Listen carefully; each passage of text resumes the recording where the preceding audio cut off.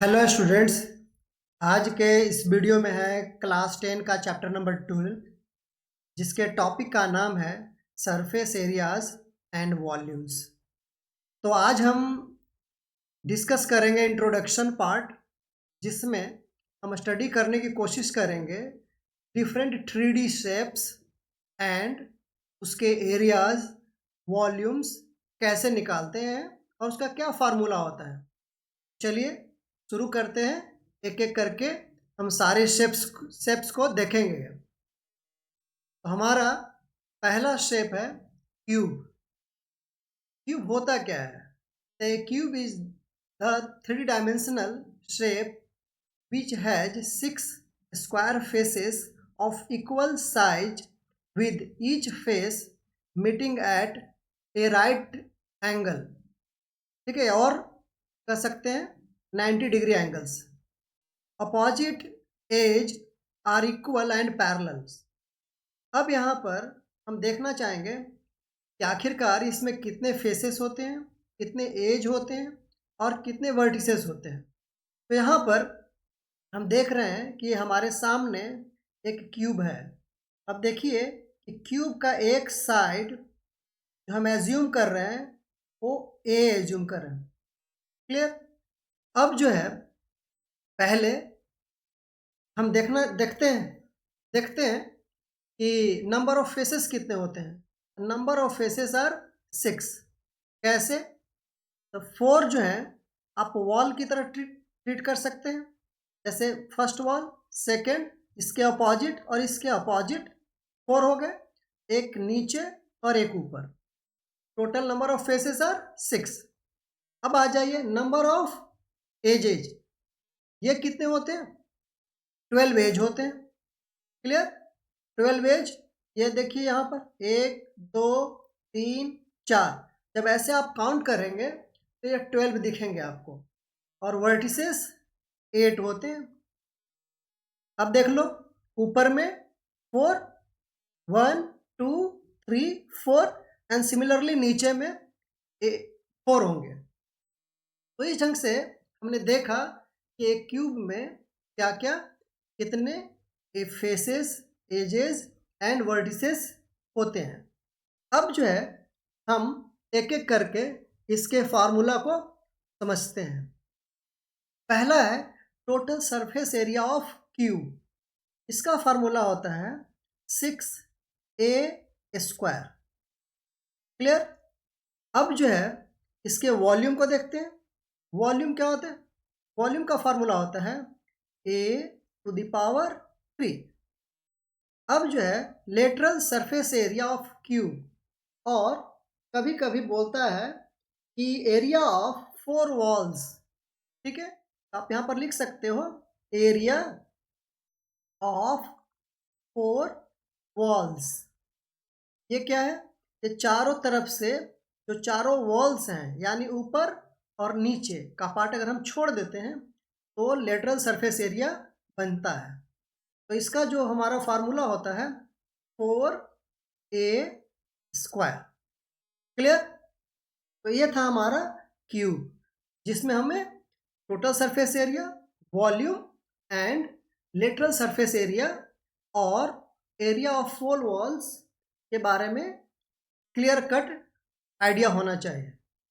अब आते हैं नेक्स्ट। जो सेकंड है वो है हमारे लिए क्यूबॉइड। सेकंड जो है हमारे लिए क्यूबॉइड। ये क्या होता है? ये देख लीजिए, एक क्यूबॉइड है 6 faces with 3 pairs of rectangular faces attached opposite each other. The opposite faces are the same, but not all the faces are the same size. It has 6 faces with 3 pairs of rectangular faces attached opposite each other. The opposite faces are the same, but not all the faces are the same size. अब जो है यहाँ पर हम देखते हैं कि क्या क्या हो सकता है। अब देखिए यहाँ पर, ये देखिए लेंथ है। लेंथ दिख रहा है आपको? This is the length. Clear? और हम इसको मान लेते हैं ब्रेथ, ये वाला पार्ट जो है। इसको एल मान लो, इसको बी मान लेते हैं, और ये जो है हाइट, ठीक है, स्ट्रेट लाइन होगा, ये एच, हमने उसको हाइट मान लिया। अब जो है हम देखते हैं कि इसका क्या क्या फार्मूला होता है। Total surface area of the cuboid होता है हमारे लिए 2 ब्रैकेट में L B plus B H plus H L, ठीक। अब देख लीजिए यहाँ पर कुछ भी नहीं है। अब देख लो यहाँ पर क्या निकल रहा है रियल में, एल बी यानी length into breadth plus breadth into height plus height into L, यानी लेंथ। यानी कि आप एक के बाद दूसरा मूव कर रहे हैं ना, तो आप याद करने के लिए आप ऐसे समझ सकते हो, एल बी पहले लिया, फिर अगली बार बी एच लिखेंगे और फिर एच एल लिख देंगे। क्लियर? तो ये था हमारा total surface area of the cuboid. अब आते हैं इसके वॉल्यूम के लिए। वॉल्यूम में होता है एल बी एच, यानी कि अगर हम एल बी और एच को मल्टीप्लाई कर देंगे लेंथ ब्रेथ एंड हाइट, तो हमारा वॉल्यूम ऑफ क्यूबॉइड निकल जाएगा। अब आ जाइए lateral surface area of the cuboid. Clear? इसमें क्या हो जाएगा, इसका जो फार्मूला होगा 2 HL प्लस बी। क्लियर? तो ये हो गया हमारा लेटरल सरफेस एरिया। अब जो है आप इसको समझ सकते हैं कि डायगोनल, डायगोनल कैसे निकलेगा इसका। डायगोनल क्या होगा, अब देखो ये ऐसे, यानी कि ऐसे समझ सकते हो, एक कमरे में एक कोने से डाउनवर्ड्स नीचे अपोजिट कोने में अगर हम हाइट उसका और लेंथ निकालना चाहते हैं तो कैसे निकलेगा वो निकलेगा वेरी सिमिलर। ऐसे आप देख लीजिए यहाँ पर under root L square plus B square plus H square, ये हो जाएगा हमारा डायगोनल। क्लियर? अब आते हैं अगला। अब क्या कह रहा है, सिलेंडर। सिलेंडर होता क्या है, cylinder is a 3 dimensional solid figure. अब देखिए यहाँ पर क्या है कि सारे के सारे 3D हैं, 3D शेप्स हैं, तो इसीलिए 3 डायमेंशनल तो होंगे ही होंगे। तो इसीलिए आप इसको समझने के लिए ये मान लीजिए कि 3D ऑलवेज लिखना ही लिखना है। A cylinder is a 3 dimensional solid figure which has 2 identical circular base joined by a curved surface area at a particular distance from the center, which is the height of the cylinder। अब यहाँ पर समझिए ये क्या है। अब suppose कर रहे हैं कि देखिए सर्कुलर पार्ट है, सिमिलरली नीचे भी होगा। हम ऊपर वाले पार्ट से को समझ रहे हैं, ये सेंटर हो गया, सेंटर से ये क्या हो जाएगा आर, जो कि रेडियस है। अब आ जाइए ये हाइट क्या है, यहाँ से यहाँ तक का। Clear? This is the height. अब जो है अब हम लोग यहाँ पर total surface area of the cylinder देखते हैं। Total surface area of the cylinder क्या हो जाएगा, अब देख लो यहाँ पर 2 पाई आर एच। क्लियर? ये हो गया हमारा, कह सकते हो कर्व सरफेस एरिया, ठीक है। प्लस अब क्या करेंगे, ऊपर में भी एक क्या है सर्कल, नीचे में भी एक सर्कल। तो सर्कल का क्या होता है फॉर्मूला, पाई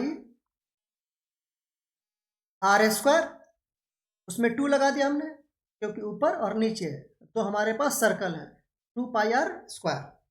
क्लियर? यानी कि अगर इसको हम 2 पाई को कॉमन ले लें क्या बच जाएगा, और आर भी ले सकते हैं, आर भी कॉमन ले लें और एक्स्ट्रा क्या हो जाएगा हमारे पास एच प्लस आर। ठीक है, तो ये हो गया हमारा total surface area of the cylinder. अब आ जाइए कि वॉल्यूम ऑफ द सिलेंडर क्या हो जाएगा। तो volume of the cylinder is equal to हमारे लिए हो जाएगा, यहाँ पर आप देख सकते हैं कि पाई आर स्क्वायर एच। क्लियर? तो हम इसको पाई आर स्क्वायर एच लिख सकते हैं। क्लियर? आइए, नहीं, पहले पहले हम लोग इसको कर लेते हैं ना, या लिख लो यहाँ पर pi R square H. Clear? Curve surface area का क्या हो जाएगा? 2 पाई आर एच। क्लियर? तो कर्व सरफेस एरिया क्या होता है? ये वाला, जिसमें क्या होगा, हम ऊपर वाला पार्ट और नीचे वाला पार्ट जो सर्कुलर पार्ट है वो हम उसको कंसीडर नहीं करते हैं यहाँ पर। क्लियर है? अब आइए आगे, हमारे पास क्या है? कोन। क्लियर है? कोन में क्या होता है कि कोन में अब देख लेते हैं कि a cone is a three-dimensional geometrical shape that tapers smoothly from a flat, typically circular base to a single point called the apex or vertices. ये देखिए, वर्टिसेस नहीं है, एक ही वर्टिस है, दिस इज द वर्टिस, और देखिए यहाँ पर सर्कुलर पार्ट है। ठीक है, ये सर्कुलर पार्ट है हमारा, यानी ये सर्कल बन रहा है एक तरह से। ठीक है, तो ये हो गया हमारा, कह सकते हैं कि कोन। अब देख लीजिए, इसमें दो तीन चीजें हैं। एक तो हो गया आर, जो कि नीचे से सर्कुलर पार्ट का है। एक हो गया हाइट, जो कि आप यहाँ से यहाँ तक ऐसे ड्रॉ कर सकते हैं, एच। एक तीसरा चीज इसमें होता है, क्या होता है? स्लैंट लाइन, यानी स्लैंट हाइट बोलते हैं, इसे स्लैंट हाइट बोलते हैं। क्लियर? ये हो गया स्लैंट हाइट। अब आ जाइए, इसका क्या क्या फार्मूला हो सकता है या है। ठीक है, अब आ जाइए यहाँ पर, total surface area of the cone pi R L plus pi R square pi R square. Clear है? अब आ जाइए वॉल्यूम। वॉल्यूम क्या होगा? 1/3 pi R square H. Clear? अब क्या होगा? कर्व्ड सरफेस एरिया, ये हो जाएगा पाई आर एल। अब आ जाइए, स्लैंट हाइट निकालना पड़ेगा हमें, क्योंकि मैक्सिमम केसेस में आर और एच हमें पता हो, लेकिन एल हमें पता करना होता है। एल इज इक्वल टू, जिसको हम लोग यहाँ एल से रिप्रेजेंट कर रहे हैं, है ना, यहाँ पर मैंने नोटेशन दे रखा है, हाइट एच, रेडियस को आर, एंड स्लैंट हाइट को हम लोग एल से रिप्रेजेंट कर रहे हैं। ठीक है, slant height of the cone is equal to, ये हो जाएगा हमारे लिए पाइथागोरस थ्योरम लग जाएगा। देखिए, R square 90 degree and H square का root, H square plus R square का रूट हो गया ये। अब जो है हम आगे देखते हैं, अगला क्या है हमारे लिए? है स्फेयर। क्लियर? स्फेयर क्या है? ये कह रहा है कि sphere is a 3-dimensional geometrical shape that is perfectly round and symmetrical. Every point on the surface of a sphere is equidistant from its center. Clear है? तो सेम में टोटल सरफेस एरिया इसका जो होता है 4 पाई आर स्क्वायर। क्लियर है?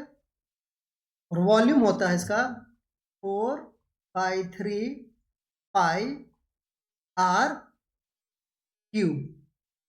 अब आ जाइए यहाँ पर, इसका आर क्या है भाई? देखिए यहाँ से ये आर।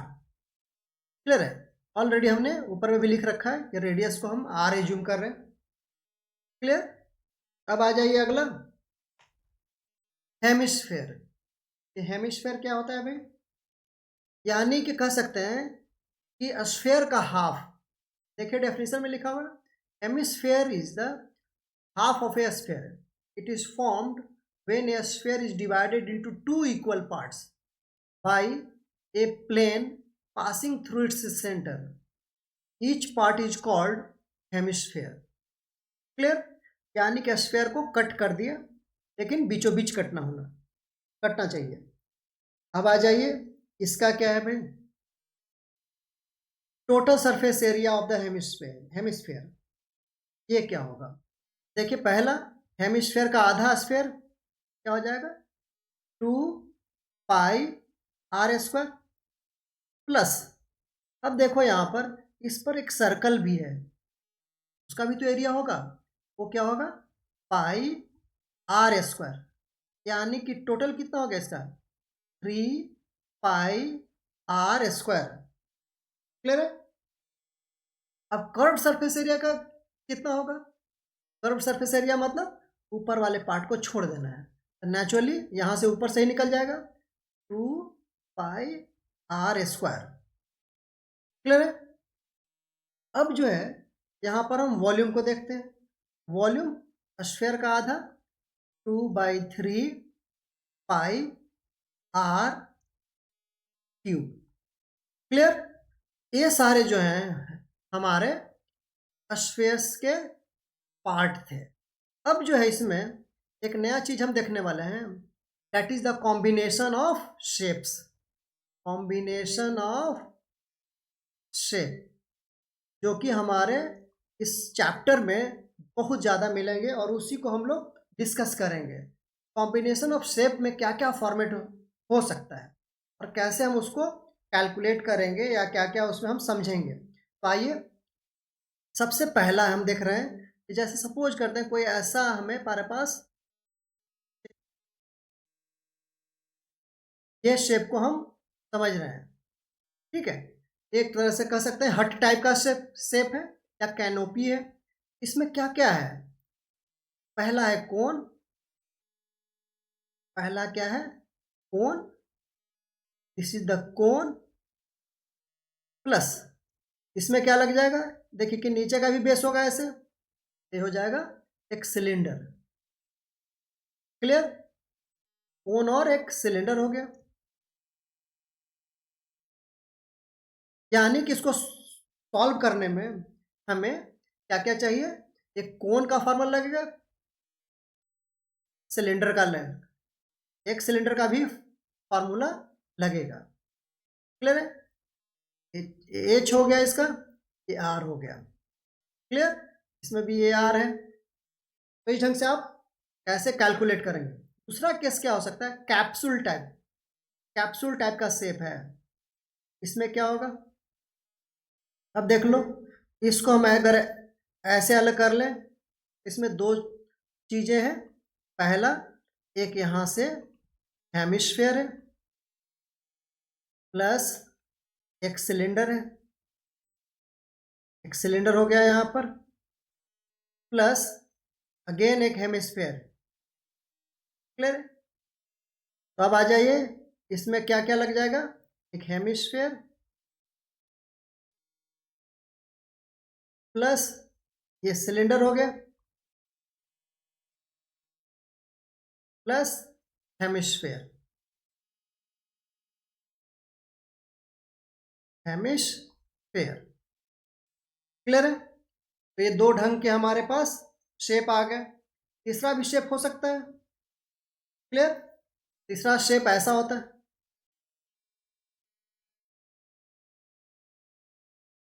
इस टाइप का। क्लियर, इसमें क्या क्या है, एक कोन है प्लस हेमिस्फीयर। क्लियर, तो हमें कोन प्लस हेमिस्फीयर का फार्मूला लगाना पड़ेगा। तो इसी ढंग से हम अपने जितने भी यहाँ पर डायग्राम्स हैं कॉम्बिनेशन के फॉर्म में, हमें इसी ढंग से ब्रेक कर कर करके अप्लाई करना है। क्लियर, और भी बहुत सारे शेप्स हो सकते हैं कॉम्बिनेशन के फॉर्म में, वहाँ पर हमें इंटेलिजेंस अप्लाई करके इसे सॉल्व करने की कोशिश करना है। तो इसीलिए ये बहुत मुश्किल चैप्टर नहीं है, आसान है, बट हमें थोड़ा सा फार्मूला याद रखना है और आगे हम उसे कैसे इम्प्लीमेंट करें, कौन से पार्ट को छोड़ना है, कौन से पार्ट को हमें कंसीडर करना है, इसका कॉन्सेप्ट हमें डेवलप होना चाहिए। तो इसीलिए हमने इसको वीडियो को आपके लिए रिकॉर्ड किया ताकि आपका कॉन्सेप्ट क्लियर हो जाए। चलिए, तो आज भर के लिए इतना ही रहने देते हैं। नेक्स्ट क्लास में हम मिलेंगे सॉल्व्ड एग्जाम्पल के साथ, और उसके आगे हम इस चैप्टर्स को के जो एक्सरसाइजेज हैं तो हम सॉल्व करेंगे। ओके, आप इस चैनल को सब्सक्राइब कर लें और अपने फ्रेंड्स को भी शेयर कर दें ताकि हम आपके लिए और भी ज़्यादा इंस्पायर्ड होकर के वीडियो बना सकें। चलिए, ओके, थैंक यू।